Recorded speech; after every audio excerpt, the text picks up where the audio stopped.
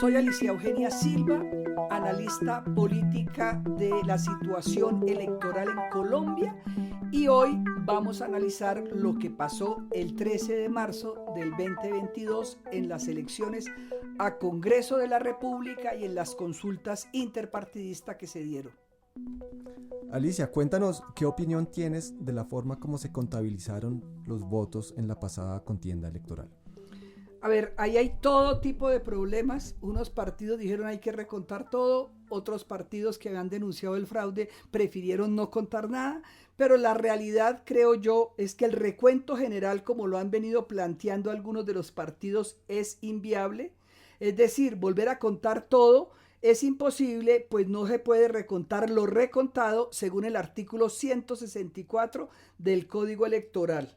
Lo único que podría hacerse es que el Consejo Nacional Electoral dispusiera una instrucción a sus delegados departamentales para que realicen el recuento de las mesas sobre las que hay dudas por inconsistencias en los formularios E14 y que no se hubieran contado. Creo que esto es un problema que no va a tener solución, porque hay unos partidos que van a seguir diciendo que se contabilizó mal, y los partidos que se beneficiaron por unos votos que aparecieron exclusivamente para el pacto histórico quedaron felices y no quieren que se cuente nada de lo ya contado. Es muy raro que durante meses el pacto histórico hubiera denunciado que iba a haber fraude y apenas a ojos de otros partidos el fraude aparece a favor del pacto histórico, se quedaron calladitos y no quieren volver a contar. Es decir, la única ventanita que se abre es recontar mesas que no se hubieran recontado, pero ya creo que lo que tenemos que enfatizar es que debemos ir a ver cómo las próximas elecciones el conteo va a ser más transparente de lo que fue el 13 de marzo. ¿Qué dice la gran encuesta que se hizo después de las elecciones del 13 de marzo? A ver, la gran encuesta de Yanhas, RCN y una gran cantidad de periódicos regionales es muy interesante porque, aunque dice muchas cosas, nos podemos concentrar en lo que pasó en las coaliciones del 13 de marzo. Gustavo Petro ganó, como lo habíamos dicho desde hace meses, la consulta que llamaron Pacto Histórico. Y Gustavo Petro pasó de tener a nivel nacional un 27% de favorabilidad a un 37% después de las elecciones del 13 de marzo. Federico Gutiérrez, más conocido como Fico, tenía el 3% de aceptación en diciembre y subió al 19% después de las elecciones del 13 de marzo. El gran derrotado fue Sergio Fajardo, que solamente logró aumentar del 7% al 10% en la favorabilidad de los electores. ¿Qué nos dice la gran encuesta de Yanhas? Que Petro ganó el 10% entre diciembre y marzo, Fico ganó el 16% y Fajardo solamente aumentó un 3%. ¿Qué pasa? ¿Qué nos está diciendo la encuesta? Petro tiene un aumento del 10%, mientras que Fico es la persona que más rápidamente está creciendo, y terminamos con dos candidatos de izquierda que tienen que repartirse los votos y un solo candidato de centro derecha que va creciendo, por decirlo menos, vertiginosamente. ¿Cómo fue el comportamiento de la votación el 13 de marzo? Pues realmente, digamos, el comportamiento de los electores el 13 de marzo es la encuesta real que da la democracia colombiana. Ahí tenemos un comportamiento interesante, muy interesante en el Senado. Antes de que le aparecieran al candidato Petro los 500,000 votos que aparecieron solo a favor del candidato Petro, donde el resto de los partidos, o 3 o 4 de los partidos, perdieron sus curules, la situación estaba muy cercana entre tres partidos colombianos. El Pacto Histórico, el Partido Conservador y el Partido Liberal sacaron más de 2 millones de votos. La Alianza Verde se acercó a los 2 millones de votos y el Centro Democrático se acercó también, y después terminaron superando los 2 millones de votos. Cambio Radical perdió fuertemente curules en el Congreso, la U perdió solo 2 curules y los cristianos, que son Mira y Colombia Justa y Libre, subieron un poco, se mantuvieron alrededor de los 600.000 votos. Esa composición del Congreso nos muestra que los partidos de centro derecha quedaron mucho más fuertes que los partidos de izquierda y centro izquierda, como lo vamos a mirar más adelante. Antes de que a Petro le aparecieran esos votos, como yo les decía, los partidos liberal, pacto histórico y conservador estuvieron alrededor del 13-14%, mientras que después esos 500.000 votos de Petro los subieron considerablemente.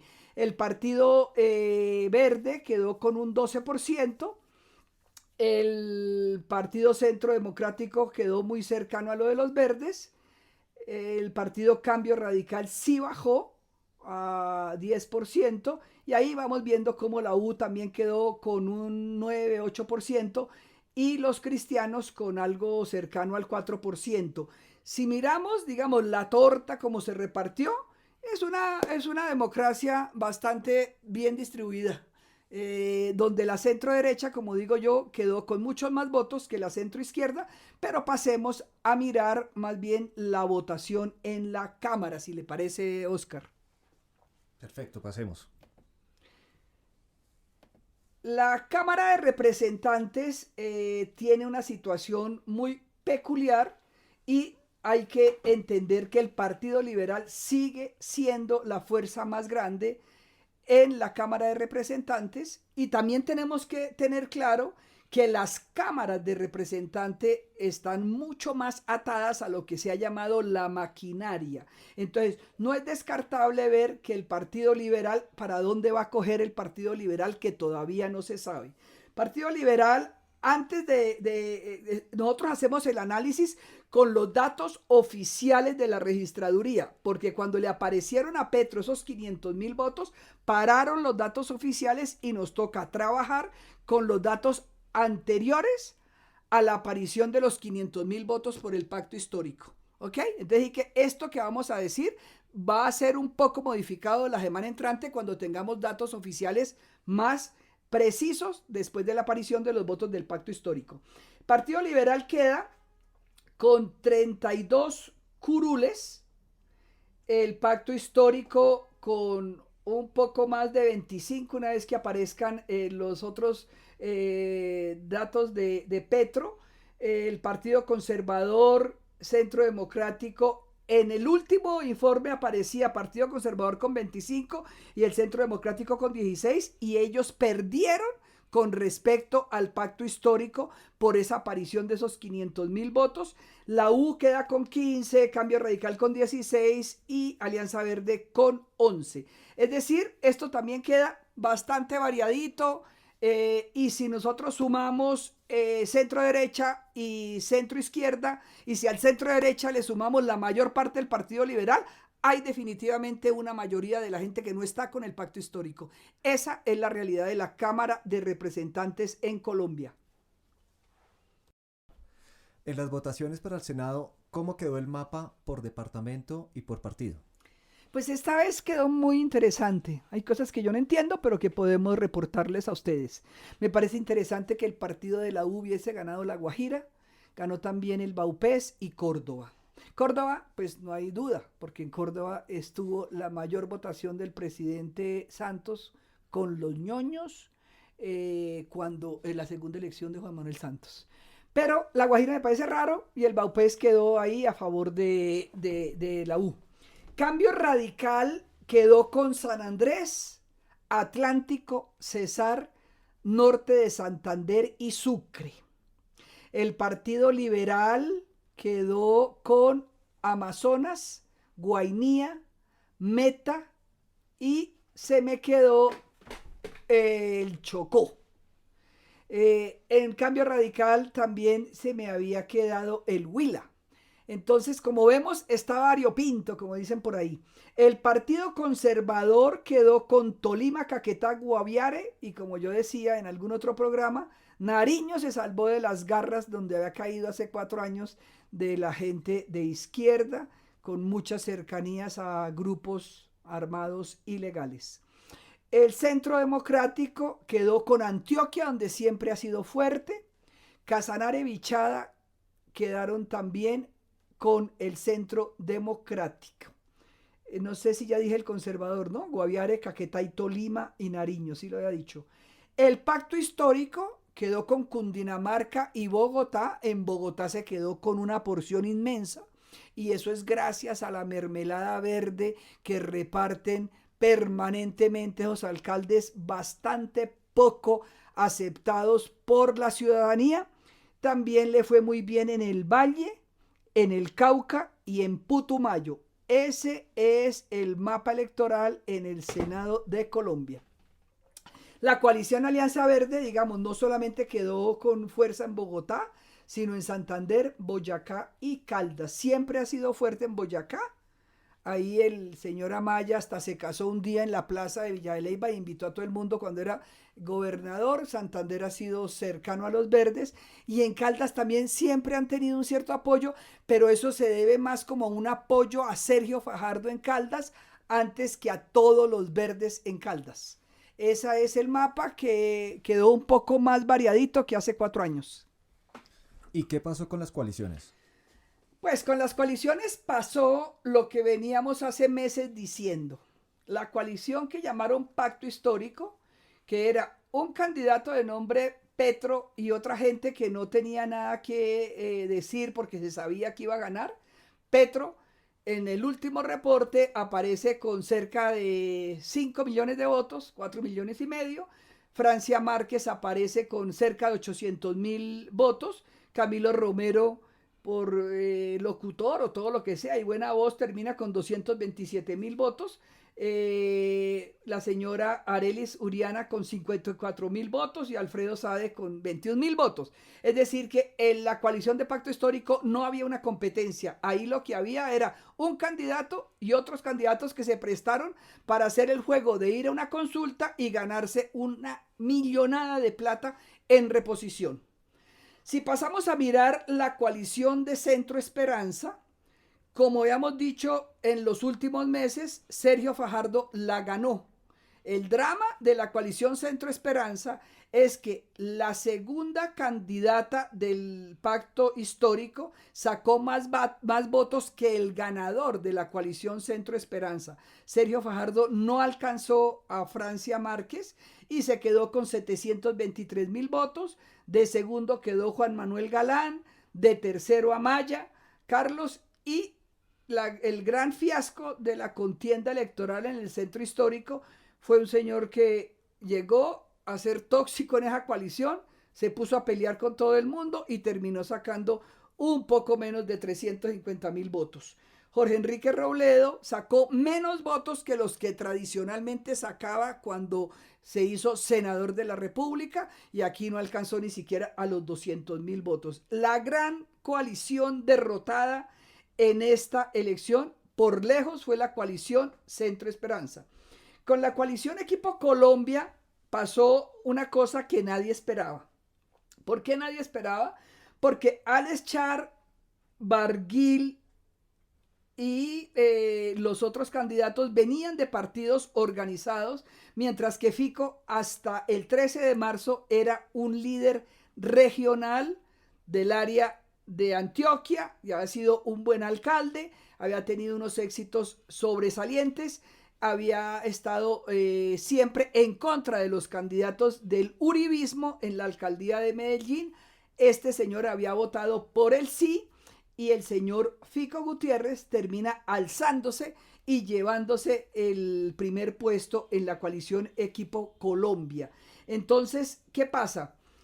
Federico Gutiérrez sacó más votos que toda la coalición de la Esperanza, y Federico Gutiérrez le ganó al gran elector costeño que era Alex Char, y le ganó al candidato del Partido Conservador que era Barguil, porque su partido no votó por él. Cuando uno revisa las cifras de lo que pasó en las coaliciones y en el Senado, también vemos cosas muy importantes.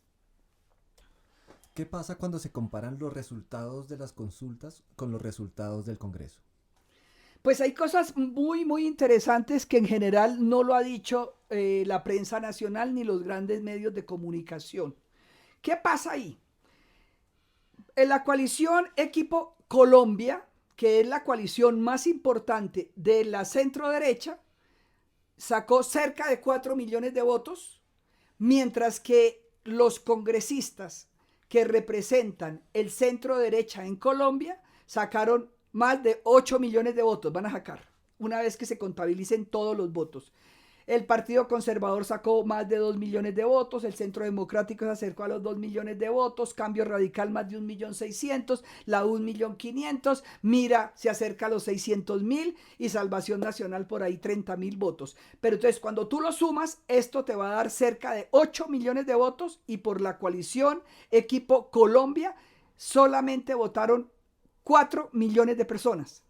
Si miramos al otro lado, que es la coalición de izquierda y de centro izquierda, si sumamos los votos del pacto histórico y los votos del centro Esperanza, vemos que esos votos suman más de 7 millones de pesos. De pesos no, de votos. Porque en pesos es mucho más lo que suman. Son cientos de miles de pesos en reposición. Entonces, ¿qué pasa?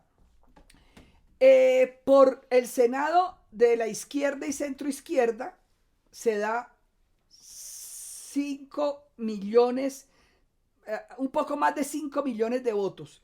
Pero cuando vemos los votos por el candidato del pacto histórico, solamente hay 5 millones largos de votos. Y cuando miramos los de la Esperanza, son un poco más de 2 millones de votos. Entonces, en el centro izquierda y la izquierda pasa justo lo contrario en la derecha.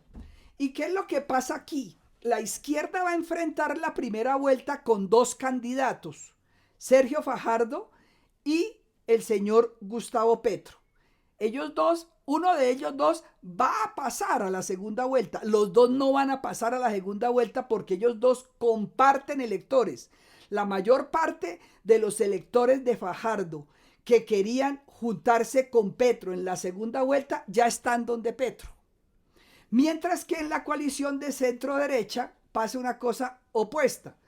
Hay 4 millones de personas que no votaron por el Equipo Colombia y sí votaron por el Senado, lo cual nos muestra una situación muy distinta a la de hace 4 años. Hace 4 años había una coalición de centro derecha y había una coalición de izquierda que era la de Petro. Hace 4 años la de centro derecha era la de Duque. Hace 4 años votaron por Duque los uribistas, el Partido Conservador en pleno y la gente que votó por el procurador Alejandro Ordóñez, y esa coalición sacó un poco más de 6 millones de votos.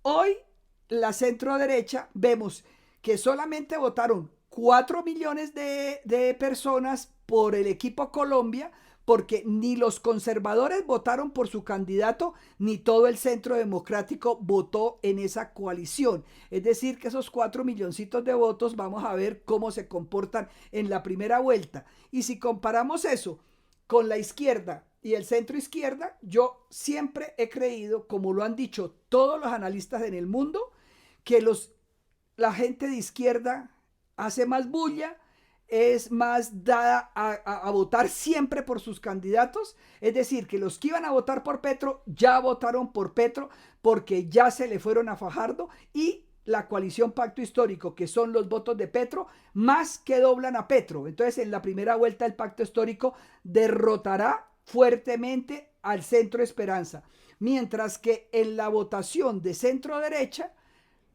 esas mayorías silenciosas de centro derecha, cuando vean amenazados el país en cuanto a las pez del populismo, de la posverdad, de todas esas pez un poco dolorosas para la situación colombiana, yo creería que van a salir esos 4 millones de colombianos que no votaron en la consulta a votar por el centro derecha. En las cuentas que nos acaba de hacer no se ve el Partido Liberal. ¿Qué va a pasar con esto? Pues hay liberales que vienen de la corrupción, como el señor Roy Barreras, que le pidan a César Gaviria volver, por favor, a entablar los diálogos y las conversaciones con el pacto histórico, pero esto ya se ve un poquito complicado.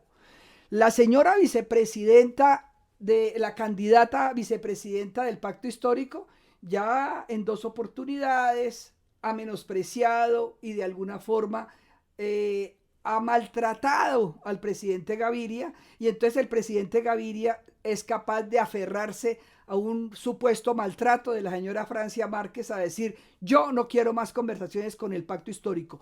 Lo que yo creo es que el presidente Gaviria, después del 13 de marzo, oyó a buena parte de los congresistas del Partido Liberal que, según dicen, están mucho más inclinados a acercarse al candidato de la centro derecha, que es Fico, que irse al precipicio con el pacto histórico. Entonces, el Partido Liberal sigue siendo un partido definitivo en la gobernabilidad. Si nosotros vemos que el Partido Liberal sigue teniendo mayorías en la Cámara, es un partido que bajo ninguna circunstancia es despreciable, y lo que haga el Partido Liberal, que tiene las mayores maquinarias en las regiones, va a ser importante en una contienda que no está fácil de ganar por la centro derecha, y tampoco está fácil de ganar por la izquierda radical, que es la que va a pasar a segunda vuelta, que es Gustavo Petro.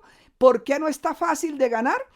Porque hay una situación donde vemos que el Congreso es fundamentalmente de centro derecha, que la gente está asustada porque sienten que Petro ya ganó. Mentiras. Petro no ha ganado. Donde Petro hubiera ganado, estaba todo el Congreso a favor de Petro, y eso no es así, bajo ninguna circunstancia. Por más de que Petro va a tener las curules de las FARC, que le van a dar 5 curules con menos de 30,000 votos, esas curules van para donde Petro, y aún así no logran tener la mayoría del Congreso. Y yo sí creo que, así como es muy importante en las elecciones congresionales que los candidatos a Senado y Cámara tengan un candidato fuerte a la presidencia, en las elecciones de presidente es importante tener senadores que vayan a trabajar por el siguiente presidente de la República. Es una contienda que ni por ninguna situación yo la veo empatada. Yo la veo es una situación donde el centro derecha, con sus minorías y sus mayorías, más que minorías, con sus mayorías silenciosas, puede dar la pelea y salvar a Colombia de lo que se nos puede venir, que es un populismo peligroso. Bueno, entonces Petro ganó en la coalición del Pacto Histórico, Fico ganó en la coalición del Equipo Colombia y Fajardo ganó en la coalición del Centro Esperanza. ¿Qué ha pasado con estos actores? Pues una vez que se dan estos resultados, pues me imagino que Gustavo Petro está muy orondo y estaba buscando su vicepresidenta, quería tener una persona que le sumara, y se quedó con Francia Márquez, que es una persona que está dentro de su mismo equipo y que yo creo que le suma poco, porque ya la gente que votó por Francia votará por Petro, y algunos que votaron de esos votos de Francia nunca van a terminar en el pacto histórico. Con el equipo Colombia, pues ganó lo que llamamos en Colombia un palo, en el sentido de que la gente no se imaginó que ganara el tipo menos identificado con un partido político, con una característica más de independencia, y perdieron la maquinaria de Char, la de Barguil, y la señora Lizarazo no tenía ninguna posibilidad de terminar ganando esa coalición, y Enrique Peñalosa pues menos. Le ganó a Enrique Peñalosa en número de votos su secretario de gobierno, que fue el hombre más votado en el Senado de la República. Miguel Uribe Turbay le ganó a su antiguo jefe Enrique Peñalosa. ¿Qué pasó con la coalición Centro Esperanza? Que Fajardo ganó perdiendo, que Juan Manuel Galán quedó de segundo, que Carlos Amaya quedó de tercero, y los votos de Carlos Amaya ya dijo que se iba para el pacto histórico.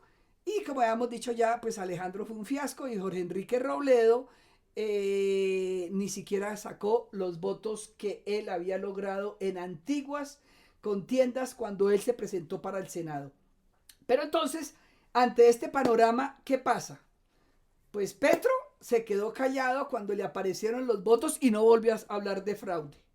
Fico comenzó a crecer aceleradamente en las encuestas y cuando Fajardo vio el crecimiento acelerado en las encuestas, decidió que él todos los días lo libretearon para que dijera: Fico es el de Uribe, Fico es el de Duque, Fico es el continuismo. Y se fue Fajardo a presentar su inscripción en la registraduría del Estado Civil y se llevó a todo el gabinete de Santos. Llegó Fajardo con su vicepresidente, que fue ministro de Santos. Llegó con Juan Fernando Cristo, que fue ministro de Santos. Llegó con Guillermo Rivera, que fue ministro de Santos. Llegó con la canciller, que dicen que es la novia de Fajardo, y fue canciller de Santos.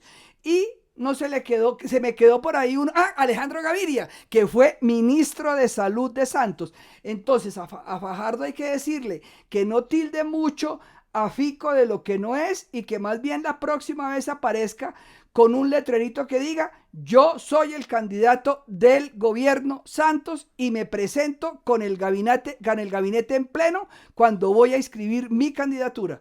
Eso fue lo que pasó con las coaliciones en la inscripción de esas candidaturas.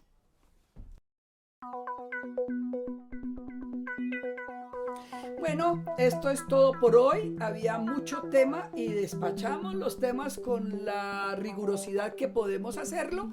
Entonces nos vemos en nuestro próximo podcast una vez que salga una nueva encuesta y podamos saber hacia dónde se está encaminando el elector colombiano.